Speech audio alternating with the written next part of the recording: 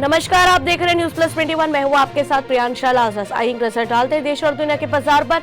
News plus 21 का exclusive bulletin बाजार हलचल में। जोमेटो ने अचानक बंद कर दी फूड डिलीवरी। सोशल मीडिया पर लोग पूछ रहे सवाल। त्योहारी सीजन में 10% से ज्यादा बढ़ेगी दोपहिया बिक्री। इस साल 1 से 1.15 लाख ज्यादा टू व्हीलर बिकने का अनुमान। आरबीआई ने कैंसिल किया लक्ष्मी सहकारी बैंक का लाइसेंस। ग्राहकों को वापस होंगे पैसे। भारत में आसान हुआ व्यापार करना। चालू वित्त वर्ष में $100 बिलियन का आंकड़ा पार होगा। वित्त मंत्री बोली, अन्य मुद्राओं की तुलना में डॉलर के मुकाबले रुपया बहुत अच्छा रहा। कर्नाटक में लॉजिस्टिक्स पार्क निर्माण के लिए $37 मिलियन का होगा निवेश। अमेरिका के हालात का असर घरेलू बाजार पर।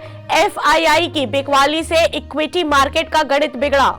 बायजू ने आकाश के अधिग्रहण के लिए ब्लैकस्टोन का बकाया चुकता किया।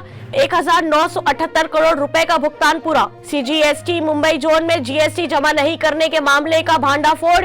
78 करोड़ की हुई गड़बड़ी। लगातार ब्याज दरें बढ़ाने के बाद भी ज्यादातर देशों में 8% से अधिक है खुदरा महंगाई। ऐसी तमाम जानकारियों से लगातार अपडेट रहने के लिए देखते रहिए न्यूज प्लस 21, आपके हक की बात।